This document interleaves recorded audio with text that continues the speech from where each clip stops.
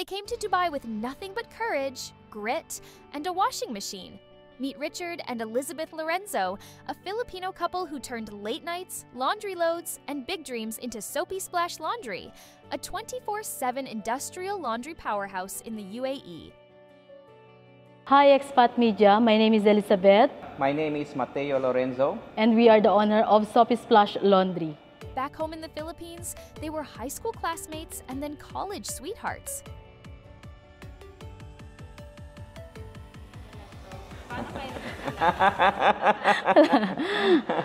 Actually, magkaklase kami. Yeah. Yes, isang school, yes. Same school, our Santo Niño High National School. And during college, that's where we started our relationship. They ran a small boutique, but Elizabeth knew they were meant for something more. That after my graduation, pinush niya ako that time. Kasi ako that time, wala pa akong pangarap sa buhay. So sabi niya sa akin, kailangan mong mag-level up, hindi lang puro ganito. So pinush niya ako na pumunta dito sa Dubai. In 2011, Richard flew to Dubai with help from his mom, who worked in a laundry company. He started at the bottom, folding clothes, learning fast, working harder, and rising up the ladder to sales and then management. Nag-start ako na taga-tupi, and then pagkatapos ng taga-tupi, nakitaan ako ng potential ng boss ko kasi nga marunong ako mag-English. Sa laundry kasi, bibihirang marunong mag-English. So nakita niya ako ng potential na marunong ako mag-English, baka pwede ka sa sales, sabi niya. So in-accept ko naman yon. Pagkalagay niya ako sa sales, so pinatrain niya ako sa mga shop attendant namin, na mga Pilipino din, at sa mga ibang lahi. Na-trained naman ako, so nag-learn ako sa kanila ng mabilisan. So after 2 months, yun, linagay niya na ako as a sales attendant. And after that, history na yung nangyari. 6 months later, Elizabeth followed. By day, she was a teaching assistant. At night, she helped Richard craft a bigger plan. Both parents ko, to be honest, is mga business, owners sila sa Pilipinas, mga ganon. Marami naman kami, mga small business lang. So parang, yun ang nag-encourage sa akin. Sa totoo lang, may business kami sa Pilipinas. Wala talaga akong na magtrabaho sana dito. Pero siya, sabi niya, kailangan ko ng tulong mo. So okay, naganap ako ng trabaho and then nakapagtrabaho naman ako sa isang school as a teaching assistant.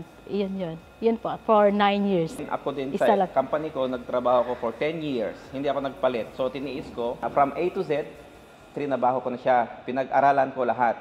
So, paano mag-maintain, paano magkumuha ng customers, paano magtrabaho sa loob ng factory, paano mag-encourage ng mga ibang tao para dumugin lang yung business mo, something gano'n. So, lahat yun pinag-aralan ko. In 2022, their dream to open Soapy Splash Laundry took form. 1 machine, 2 hours of sleep. They handled pickups, quality checks, customer calls, all of it. Nag-open kami sa bahay. Sa bahay namin dalawa. So, nag-open kami doon and then I just still remember everything that our first sales also is 1,500. Totoo yun. Yes po. Yes. Tapos meron kaming staff na total pati kaming dalawa is 11 person. From start na sa bahay, parang 5 days kami na gumagawa sa bahay. Sa amin dalawa, hirap kami. Meron pa yung 2 oras or 4 na oras lang yung namin. Kasi siya, tumutulong din siya sa pag-pick up and delivery. Ako din, tumutulong ako sa paglalaba, to be honest. And then, hindi na namin kaya. Kasi iisa lang yung washing machine namin sa bahay namin. So, nag-outsource kami. Mga 3 laundry ang pinag-outsourcean namin. Parang dinidivide ko. Wala pa kaming production na ganito. So, nakikilaba kami sa mga malalaking laundry din. And then, after that, kasi meron na kami yung mga build up naming clients is pabalik-balik na sila sa amin. Gym, mga salon, mga hotels. So parang, okay, maybe it's about time na mag-ano na tayo ng sarili nating. And then, dahil nagkaroon kami ng investor, nagustuhan nila yung namin, offer namin, bumili tayo ng isang laundry, parang yung setup na. Habang itong malaking laundry na dito is binibuild up namin. And the clients kept coming. Most of those clients is clients ko na hindi ko naman inagaw sa dati kong company. So sinamahan nila ako sabi nila, Richard, you need to open up.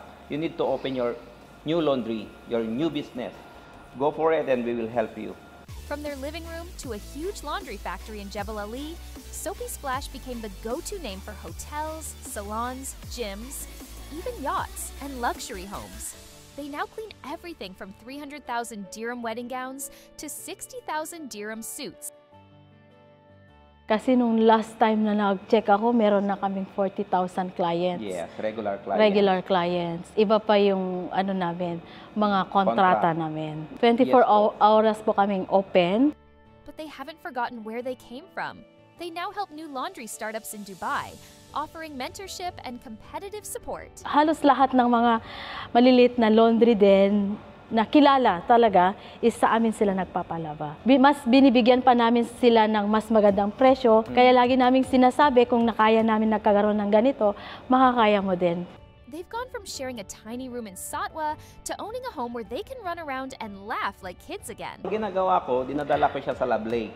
So nagka-camping kami doon every Saturday night. Halos every week ngayon ang ginagawa namin eh. Kung hindi doon, pumupunta kami sa Satwa, maglakad-lakad sa Satwa kung saan kami Nakatira dati for 12 years. Pinapakita niya sa Yeah. akin yung, ay, eto yung bahay natin dati, oh. Tingnan mo lang naman, naglalakad tayo dati dito, wala pa akong sasakyan. Nakatira tayo sa maliit na room. Yung space, maliit lang po talaga na triangle lang, magkasya lang yung bed. So, hindi namin alam kung paano ipoposition dati yung bed. Nagtutuwa-tawa na lang kami. Ang luwag-luwag na ngayon ng bahay namin, dadalawa lang kami, yung parang gano'n. Correct. Nakatira na po kami ngayon dito sa Jebel Ali downtown. Maluwag na po. Yung Maluwag na, super luwag na. Yung nagtatakbuhan na kami dalawa. Inaantay na lang namin yung magiging anak namin. They dream of expanding across the UAE and one day opening a branch in the Philippines. Sana mapayagan. From folding clothes to running a laundry empire, it's this Filipino couple's Dubai dream come true.